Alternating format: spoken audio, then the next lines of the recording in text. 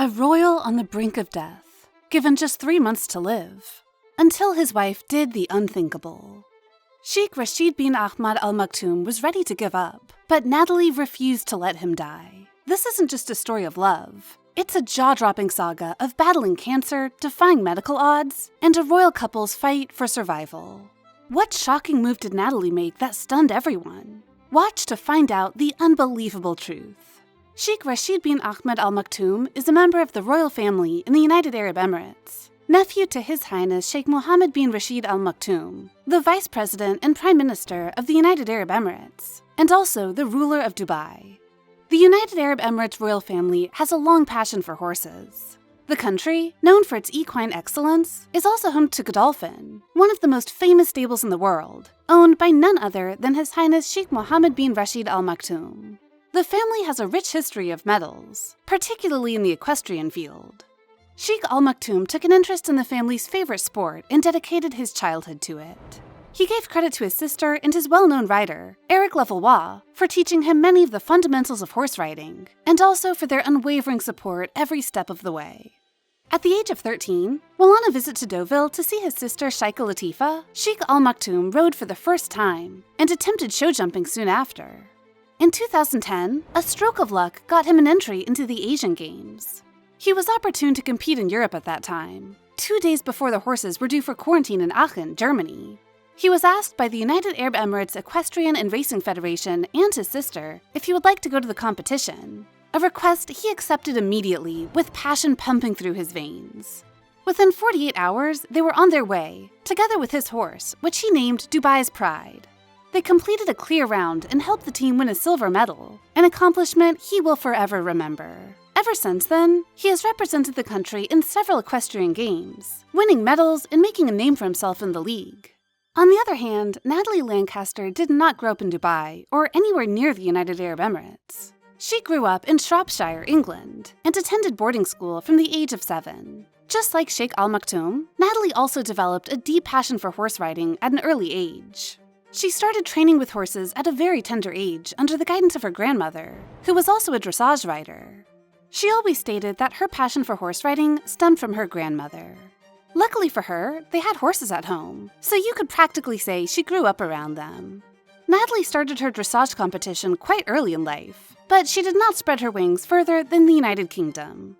At the age of 7, her riding took a backseat when she got enrolled at a boarding school, but she soon got back on track when she turned 13 and was able to bring along her pony to the boarding school.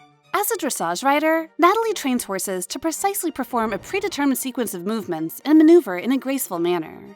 She took part in a competition that assessed the correctness and quality of the horse's movement, as well as the overall harmony between horse and rider. Natalie mostly participated in the 2022 Asian Games held in the Chinese city of Hangzhou, where she qualified for the final days as an individual. She previously took part in the Haras de Jardy competition in CDI Deauville in France. Over the years, Natalie has won numerous shows. She previously took part in the Haras de Jardy competition in CDI Deauville in France. Over the years, Natalie has won numerous shows, such as CDI Deauville 2022 and 2023, CDI Jardy 2022, and CDI Crozet 2022 and 2023. Although it is obvious that Natalie is passionate about horses, her love for animals does not stop there. She has her own pet supplies business and currently has 11 dogs at home.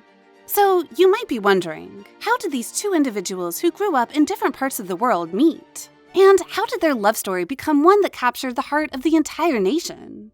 In 2010, Natalie relocated to Dubai to be closer to her father, who was working there. At the time, she worked for a lighting design company for a couple of years. It was during this period that she felt the need to go back to the horsey scene.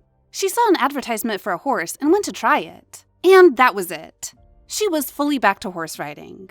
Afterward, she started her own online retail pet shop, which she ran for 6 years. In 2015, the couple met through a common friend at the Dubai Polo and Equestrian Club shortly after Natalie moved, and the two immediately hit it off.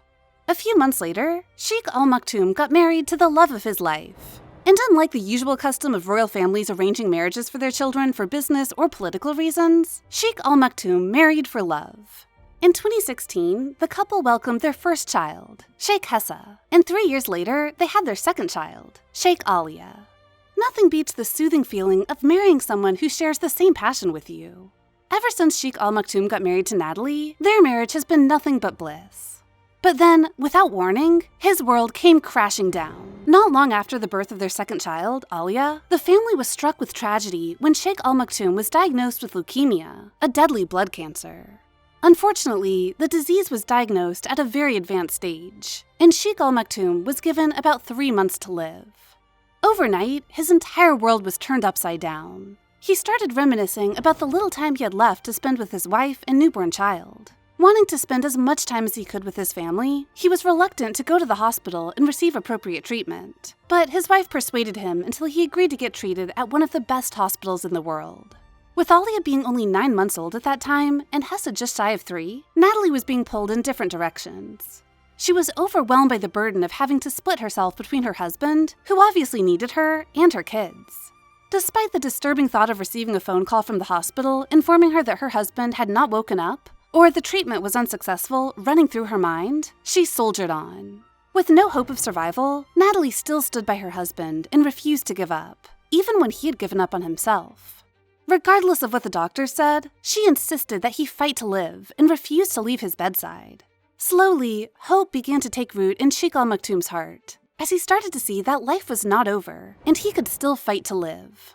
Usually, people whose conditions were as advanced as Sheikh Al Maktoum's receive palliative treatment, a form of treatment given to terminally ill individuals to provide a peaceful death. However, a few months after receiving treatment, to everyone's surprise, Sheikh Al Maktoum started getting better, his test results showing that he was on his way to remission.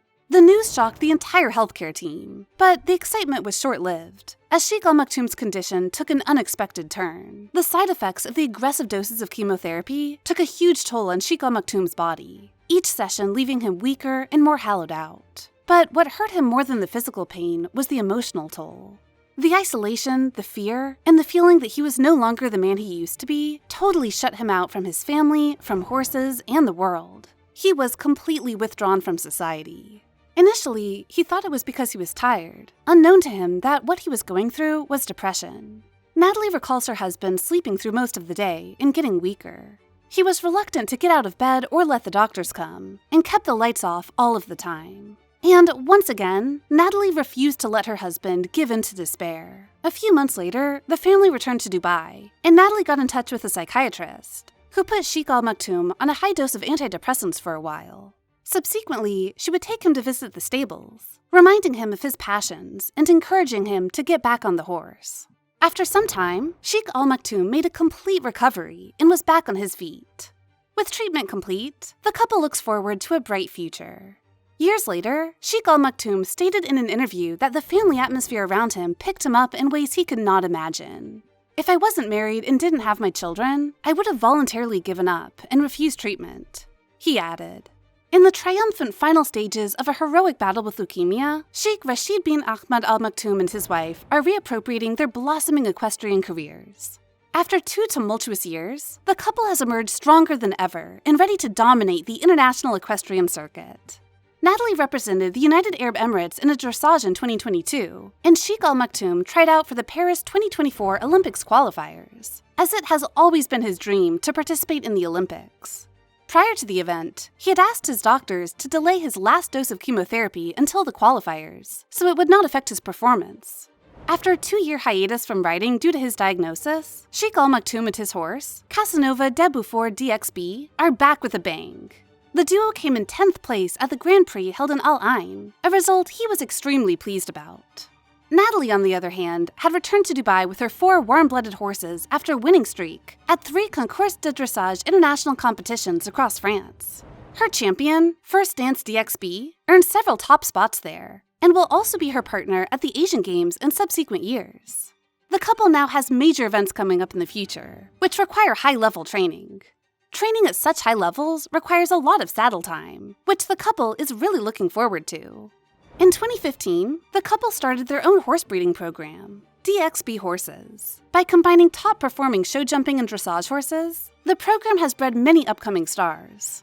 Today, their brand is well recognized in both the Middle East and Europe. In 2021, Sheikh Al Maktoum recalled his past struggle with cancer and depression in a podcast with Equestrian Sport UAE. He stated, "I would have voluntarily given up and refused treatment. I feel that it is important for people not to be scared or worried to talk about their illness. It is more harmful if you keep it to yourself. The coming years are filled with excitement as the couple welcomes their third child in 2024. They announced via Instagram that they were expecting their third child. And just when you thought this story couldn't get any more unbelievable, wait until you hear about the tragic, untimely death of the Malaysian king's son. The shocking events surrounding it will leave you speechless. Trust me, you won't want to miss this. Click on the screen to uncover the jaw-dropping details and find out what really happened.